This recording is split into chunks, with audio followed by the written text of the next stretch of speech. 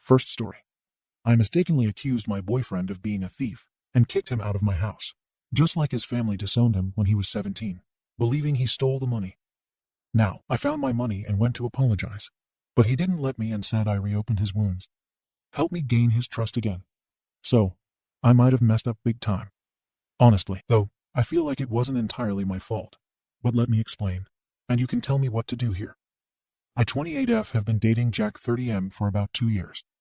He moved into my house 6 months ago, which I thought was a good idea at the time because he'd been talking about saving money and getting his life together.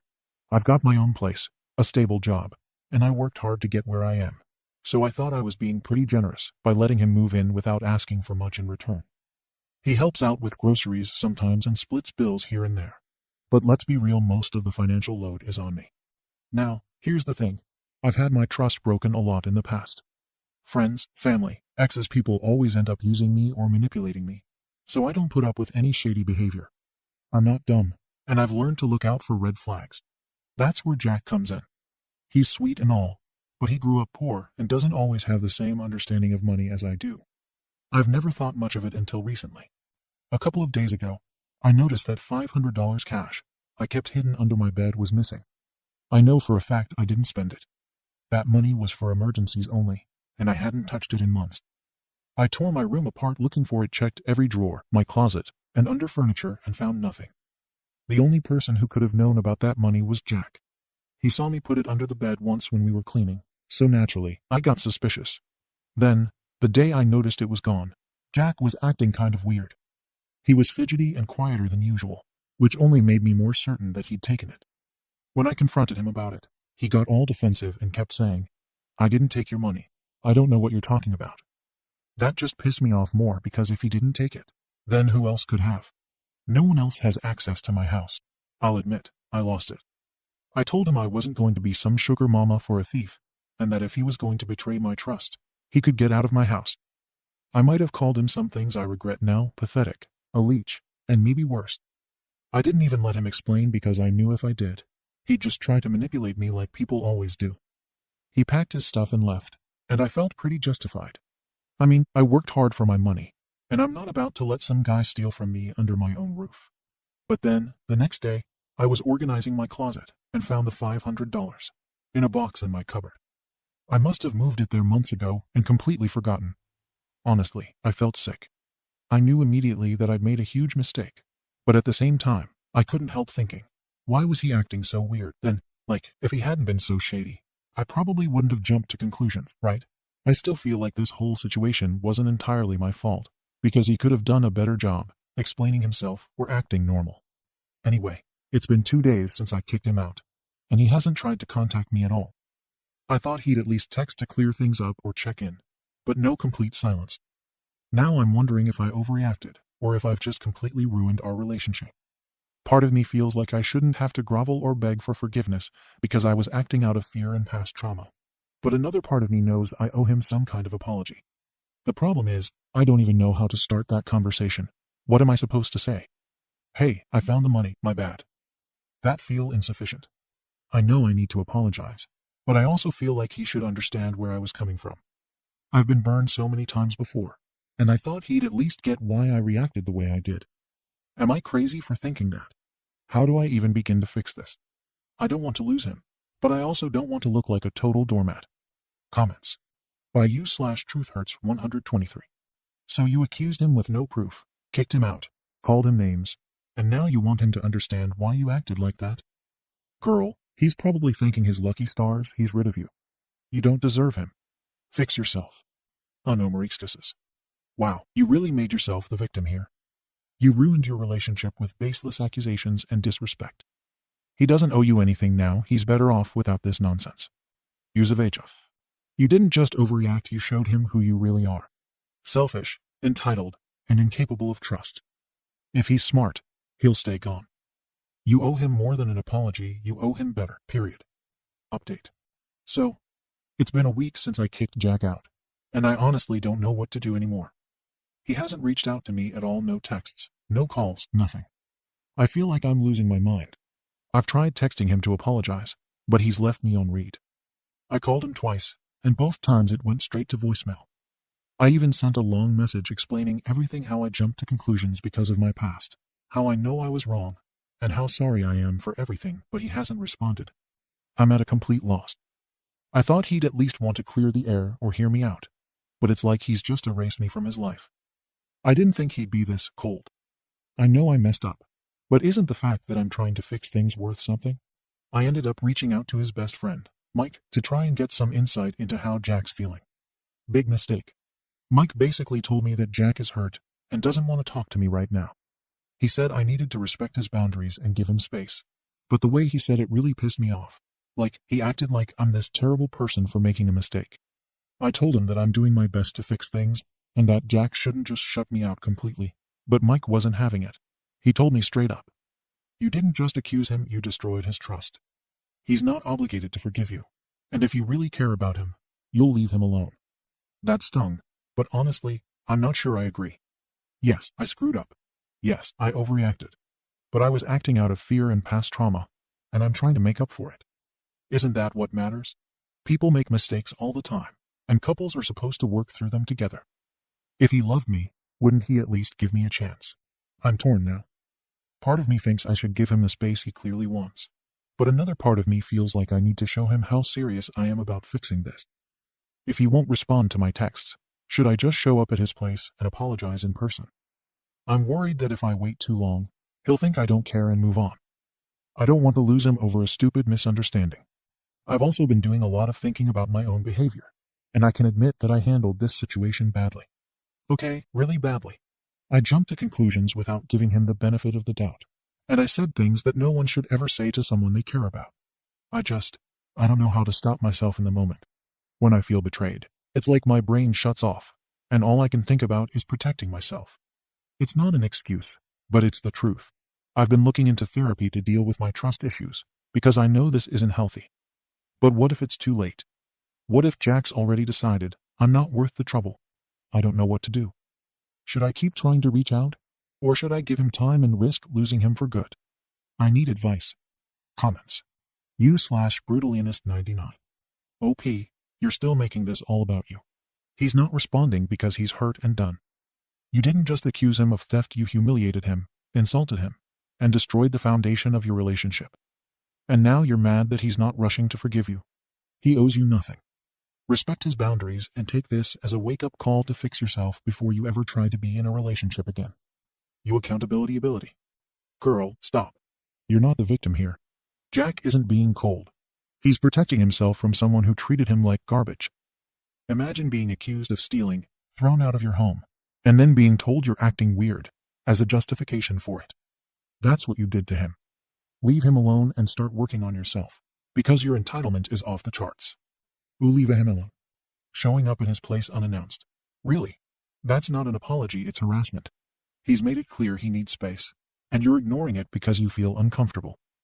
Do you even realize how much you've hurt him? Or are you just worried about losing your safety net? Therapy is a good idea, but step one is leaving this man alone. If he wants to talk to you, he'll reach out. Until then, back off. Update. Alright, Reddit, I'll admit it. After reading your comments, I didn't know whether to cry or scream. At first, I was furious. I felt like everyone was ganging up on me, like nobody understood how much my past has shaped the way I react to situations like this. But the more I sat with it, the more I realized, maybe you were all right. Maybe I was making this all about me.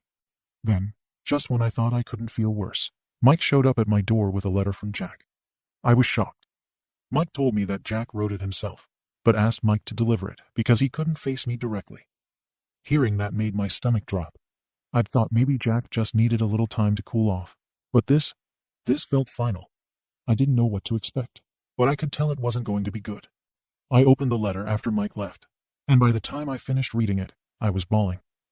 Jack started by saying he appreciated that I tried to apologize, but that he wasn't ready to hear from me directly. He said he needed to explain why this whole situation hit him so hard, not to make me feel guilty, but so I could understand why he needed to distance himself from me. Then he told me something I never knew about him. When Jack was 17, he was falsely accused of stealing money from his father. His family didn't believe him. No matter how much he swore, he didn't take it. His dad called him a liar and a thief. His mom cried like he'd destroyed her trust. and his siblings completely turned against him. They disowned him, told him he wasn't welcome in their home anymore, and kicked him out with nothing but a bag of clothes. He told me he spent years trying to rebuild his life, trying to prove he wasn't the person they accused him of being, but his family never took him back. They cut him off entirely, and he's been carrying that trauma ever since. Jack wrote, "When you accused me, it felt like I was 17 again, like everything I went through was happening all over. I could see the way you looked at me, like you didn't know me, like I was just some thief who didn't deserve a chance to explain. I was scared. I felt small, and I couldn't believe the person I trusted most in the world was throwing me away the same way my family did. Reading that broke me. I never knew. He'd hinted before that he had a rough relationship with his family, but he never gave me the details, and I never pushed him to share. I thought I was respecting his boundaries, but now I realize I missed so many signs. Like how he always tried to avoid conflict, even when he was clearly upset. How he got uncomfortable whenever we talked about money. How he flinched whenever I raised my voice during arguments. All of it suddenly made sense. And the way he acted, weird, the day I accused him. He wasn't being shady, he was terrified. Terrified I was going to throw him away, just like his family did. Jack ended the letter by saying he doesn't hate me, but he can't talk to me right now. He needs time to process everything, and he's asking me to respect his need for space. He said, "I don't know what the future holds, but for now, please don't contact me. I need to heal, and I can't do that with you in my life right now." He also told me to think about my own actions. He didn't say it to be cruel, he said it because he thinks I need to reflect on why I jumped to conclusions and lashed out at him the way I did. He told me he hopes I'll take the time to work on myself, not just for his sake, but for my own. I've spent the past few days rereading that letter, and every time I do, I feel like the worst person alive. I accused someone I loved of being a thief with no proof. I humiliated him, insulted him, and threw him out of my home when all he did was care about me. And worse, I reopened a wound he spent years trying to heal. I don't even have the words to describe how ashamed I feel. Your comments were right. I made this all about me. Even when I apologized, it was more about easing my own guilt than understanding Jack's pain. I couldn't see past my own feelings of betrayal and fear to consider what he might have been going through. I used my past trauma as an excuse to justify my toxic behavior, and I didn't realize how abusive I was being until it was too late. Looking back, I see now that Jack hinted at his discomfort many times, but I ignored it. I brushed off his flinching as just how he is. I overlooked the way he avoided conflict because it made things easier for me. I dismissed the small signs that he was hurting because I was too focused on myself. And when it came down to it, I treated him the same way his family did, like someone who didn't deserve trust or respect. For now, I'm going to respect Jack's wishes and leave him alone. As much as it hurts to let go, I know I've caused him enough pain, and pushing him to talk to me would only make things worse. If he decides someday that he's ready to talk, I'll be here, but I can't rush that. He deserves the time and space to heal. In the meantime, I've started therapy to address my trust issues and the way I handle conflict. I can't keep blaming my past for my behavior. It's time to take responsibility and learn how to deal with my emotions in a healthy way. I've also started journaling to reflect on my actions and hold myself accountable. This situation has been a wake-up call, and I don't ever want to hurt someone I care about like this again. To everyone who called me out in the comments, thank you. It wasn't easy to hear, but I needed the reality check. I don't know if Jack will ever forgive me, and honestly, I'm not sure I deserve his forgiveness. But I'm going to use this experience to grow and be better for myself and for anyone I care about in the future. Second story. My husband died 2 weeks ago, but he was happy. I'm pregnant with his baby, and my delusional friend set up a blind date with my creepy stalker, who was obsessed and harassed me. He said, "Now my husband is dead. We can enjoy ourselves," so I ditched him. Now, my so-called friend and her husband are forcing me to get with that guy, saying he will raise my baby, and he started harassing me, causing my miscarriage. I just really need some clarity on this situation. I, 23F, lost my husband, 25M, weeks ago to a car accident. He was the love of my life, and I'm still not used to waking up without him every day. We have big plans for our future, and it all came crashing down in a heartbeat. We met on his uncle's farm. He was a farmhand, and it was love at first sight for me. I'm also 4 months pregnant, but I haven't told anyone. I was planning on telling my friend when I was feeling better. My best friend Lee, 24F, has been my shoulder to cry on during this time. She helped me with his funeral and anything else I needed, as I'm NC with my bio family story for another time. She is currently dating Barry, 24M.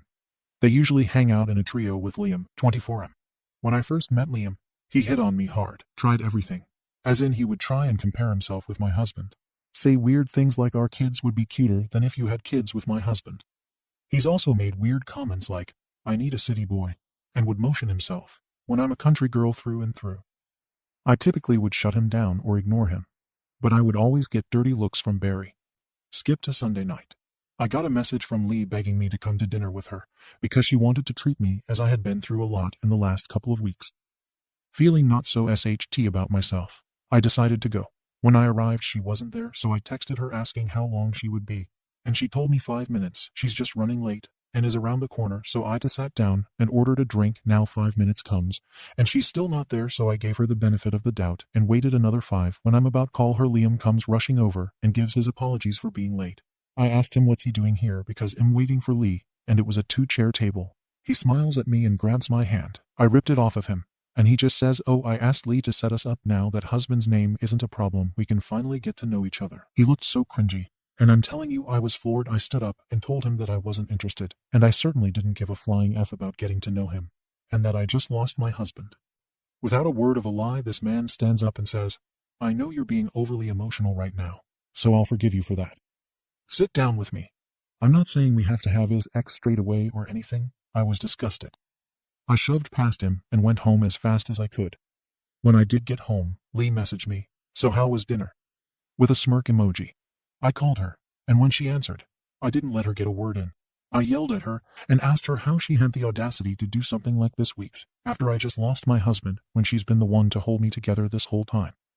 I asked her what effing game she was playing, and that the only reason I wanted to meet tonight with her was to tell her I'm pregnant. I just hung up on her and texted her that I need time and don't want to be contacted by her for the time being. Last night Barry came to my house and asked to talk. I said no, and that if he didn't leave, I'd call the police. He told me that I broke Lee's heart, and that I deeply hurt Liam, when now is an even better time to get to know Liam, because he could raise my child. With me, I opened my door, which Barry took as I wanted to talk.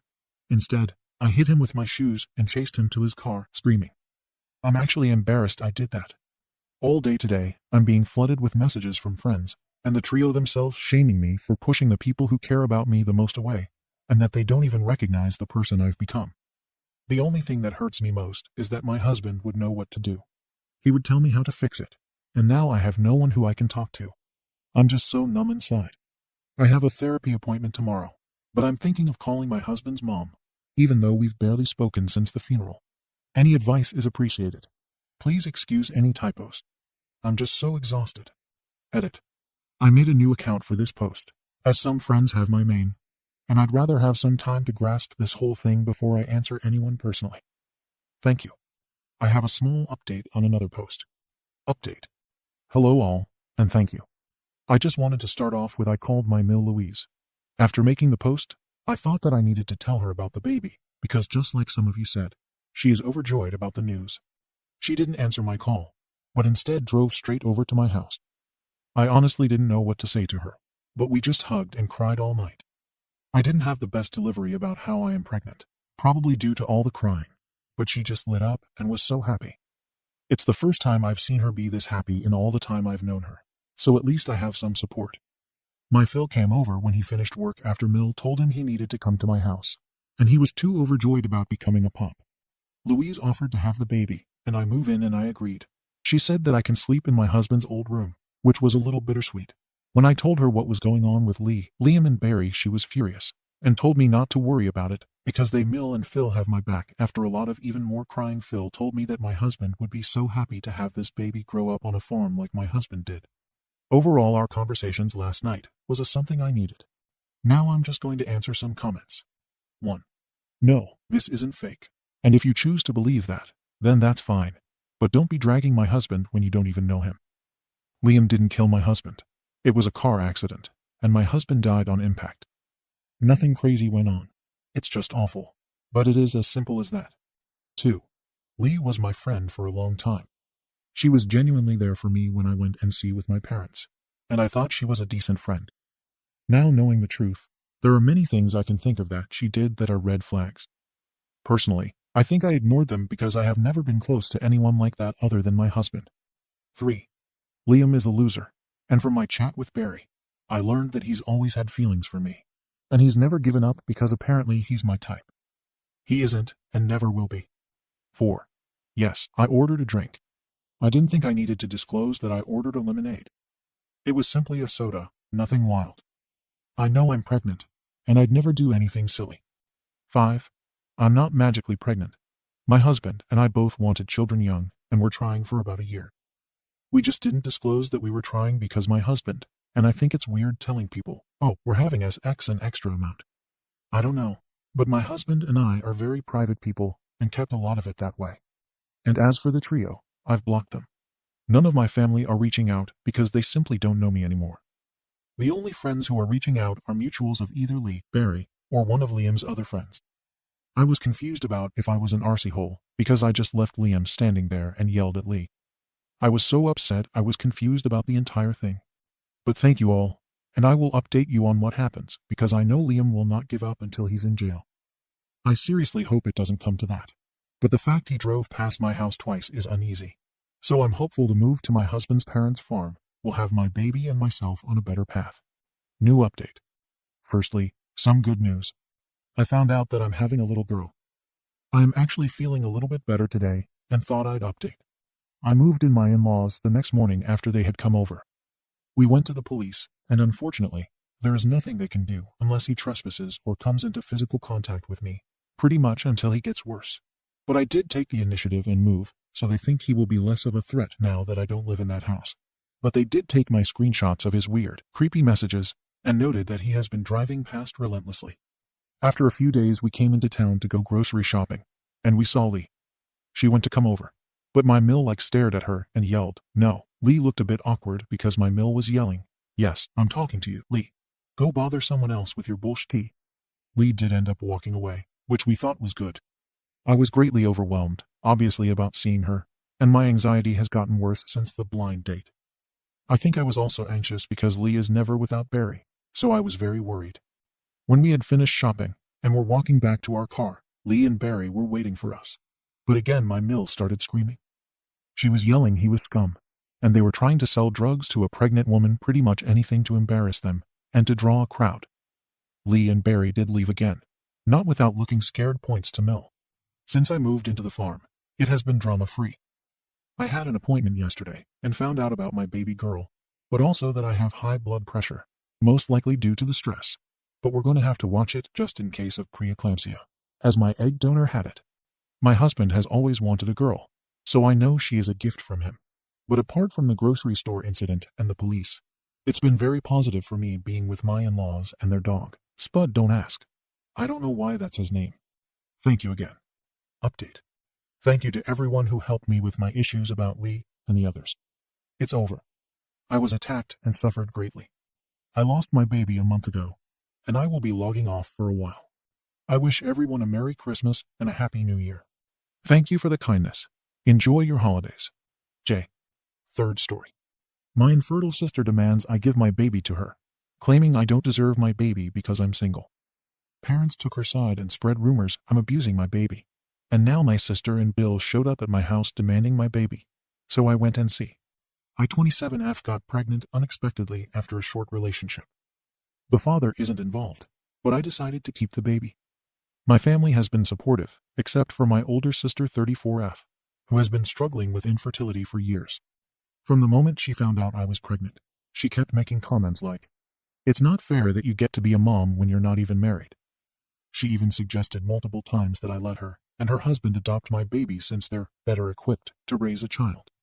I shut that down every time. After my son was born, she came to visit and started crying when she held him. I felt bad until she said, "He should have been mine. You can't provide what he needs like we can." I told her she was way out of line, and she exploded, calling me selfish for hoarding the baby while she's destined to be childless. I asked her to leave, and now she's telling our family that I'm heartless and ruining her only chance at being a mom. Some relatives think I should at least consider it, since being a single mom is hard. AITA. Comments. Over. If I love and care for my child, and I'm spoken to like that, she would no longer be my sister, unless she can get therapy and sort that SHT out. If she's willing to adopt, why does it have to be the adoption of your child? NTA. K33 or Z304. Because that would take time and cost money. And why should she wait when OP, being the little harlot she is, has a baby in desperate need of a mother right there for the pickings? Perez. My God. She needs intensive therapy starting yesterday. Children aren't commodities to be bartered or distributed to the worthy. While I can empathize that she's struggling, she needs to get help. And so does her husband if he thinks the way she's acting is okay. Her getting a baby in the state she's in wouldn't be good for anyone, least of all the baby. Informal place, 7196. And what's with the relatives suggesting OP should consider it? On what planet would this be something to consider? The sister's behavior is inappropriate at best, and she's in dire need of mental help. In no way would she be a good choice for an adoptive parent at the moment, even if OP was looking. NTA. K33 per 0304. A lot of people would rather placate the one making the noise than tell them to do some self-reflection. Or OP is the squirrel in the nuthouse, and everybody is living with a skewed sense of what's right. Yes, being a single mother is hard, but nowhere near impossible. Anyone not suggesting the sister get help shouldn't be anywhere near the baby. I'd be worried one of them might accidentally sneak her out the door to her sister. Judgment NTA. Update 10 days later. Wow, I didn't expect this much attention. But thank you to everyone who weighed in, even those who disagreed. A lot has happened since my original post, so here's the update. After I kicked my sister out, she ramped up the drama. She started posting cryptic messages on social media about selfish people and babies in the wrong hands. Then she went full tilt, outright claiming that I was neglecting my son and that CPS should step in. She didn't tag me, but everyone in our circle knew who she was talking about. I was furious, but also scared, so I started documenting everything. Texts, social media posts, and anything she said to other family members. I also spoke to a lawyer to make sure my rights were secure and to prepare for any crazy moves on her part. Then came the final straw. She showed up at my house unannounced with her husband, claiming they just wanted to talk. I refused to let them in, and my sister yelled through the door, "You're ruining this baby's life." Her husband tried to guilt me, saying, "We'd give him a better future, and you know it." I told him to leave or I'd call the police. After that, I decided to go low contact with her and anyone who sided with her. My parents initially tried to mediate, but when I showed them all the messages and screenshots, they finally backed me up. Now, they're furious with my sister, especially since she's still spreading lies about me. I also reached out to CPS preemptively to let them know about the situation, just in case she tried anything. They assured me there was no issue as long as my baby was safe and well cared for, which he absolutely is. As of now, I've cut my sister out of my life completely. She's still telling anyone who will listen that I'm selfish and ruining her life, but I'm done engaging. My focus is on my son, who's happy, healthy, and exactly where he belongs. Thanks again for the support. It gave me the confidence to stand my ground. For anyone else dealing with entitled family members, trust your instincts and protect your peace. Comments. Do yogurt for the 916. Move forward with a restraining order. This is not done. I want to be an anemone. No child should be subjected to that kind of unhinged, delusional, and selfish behavior. I guarantee she has a perfect life planned out for her future baby, no matter who she has to rip the child from, and will emotionally mentally abuse them for daring to deviate from her picture-perfect parenthood fantasy. That woman isn't safe. Her enabling husband feeding her delusion only makes her more dangerous. Congrats on taking defensive measures. Keep documenting and hold her accountable when she continues to escalate. Understand that every milestone, first holiday, first birthday, first everything is going to be a trigger for this woman. If you're able to, set up a second social media account that's set exclusively to private if you really need to post anything to your friends' family regarding the baby. Make sure sister has no access to that account, ever. Preemptively block her. Keep your primary account active to monitor her slander, as evidence she's been consistent in her harassment or continuing to escalate. Get door cameras in case she shows up again. Triple check if you're using baby cams to ensure no one else can access the live video feed. Change your Wi-Fi password in case you ever have your sister access to your network, because a lot of baby monitoring things these days connect via the home Wi-Fi. If your sister has ever had access to your house keys, change the locks. It may seem paranoid and over the top, but if you get it all done now, then you'll have peace of mind, with no fear of any regrets should she try something. Good luck. Ex Queen Sunshine. NTA at all. Honestly, your sister crossed so many lines. You're doing what's best for your baby, and she's out here spreading lies and causing drama. Good for you for protecting your peace and your baby. Some family just needs to be cut off.